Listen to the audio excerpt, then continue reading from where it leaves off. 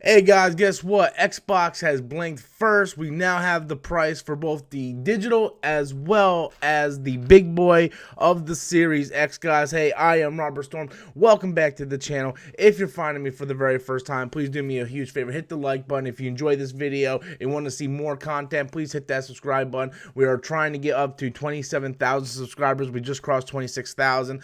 So Microsoft has blinked first, guys. We now have the official price for the Xbox Series X, and it's coming in at $499. And they're doing this whole financing thing. We'll talk about a little bit. But the high-end Xbox Series X will cost $499, and the entry level will cost $299. And so this is going to be very, very curious because what's going to happen with Sony? Because Sony, it was rumored that Sony's PlayStation 5 was going to come in at a possible $599 for this version, and the digital version was going to come in about $399. So that's about $100 more than both versions of the Series X.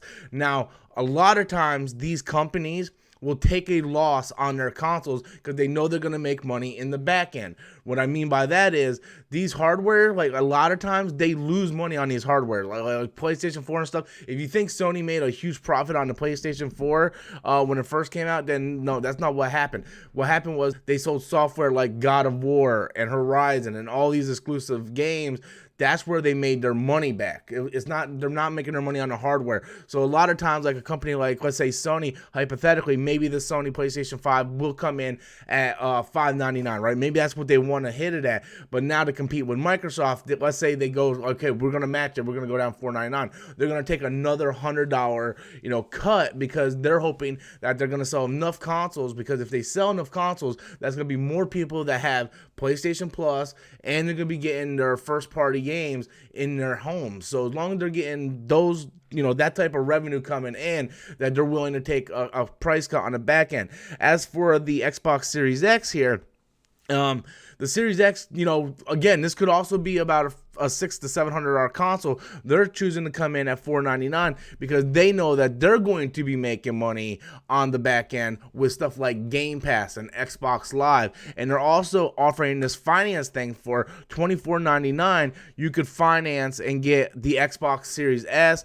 For $34.99, you get the Xbox Series X, and that's going to be $34.99 a month. I believe that also includes like Game Pass and Xbox Live. So basically, you're going to get this console on day one for $34.99, and everything you possibly want in there is going to be in there. You want games, you got Game Pass. You want online, you got Xbox Gold. Is going to have everything there for you.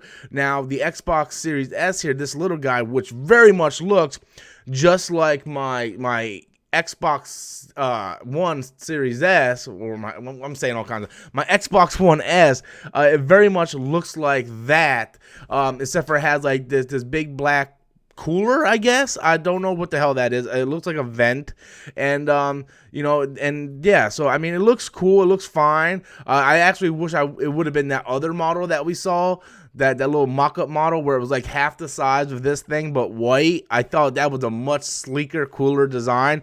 This very much just looks like my Xbox S, my Xbox One S, but with a giant round vent in it. It's really weird. I wish that vent was white.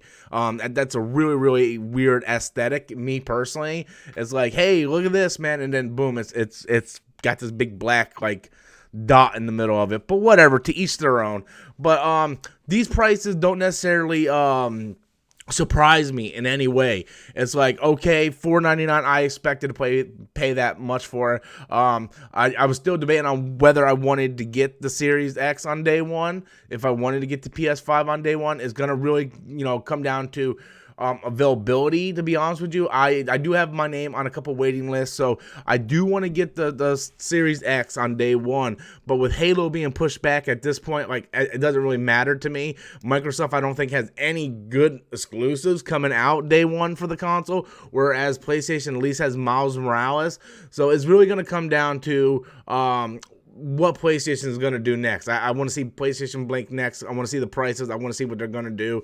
But overall, guys, that's what we have right now. We got the Series X at $499. We have the Series S at $299. I think that's a pretty good entry point for these next-gen consoles. I like this financing thing. I might look into that. I know my roommate has been wanting to get a Series X when it comes out for the backwards compatibility. And I might recommend that to him. That way he doesn't have to go out and drop $500 all at once. It might be a good way for him to go about doing it. But anyway, guys, that's all I have today. I really appreciate each and every one of you guys for helping me get over 26,000 subscribers. I couldn't do this without you. Tell me in the comments box below, are you interested in the Series X? Are you going to go more on the PS5? Leave those comments in the comment box below. And until next time, as always, I am Robert Storms, and that's my opinion.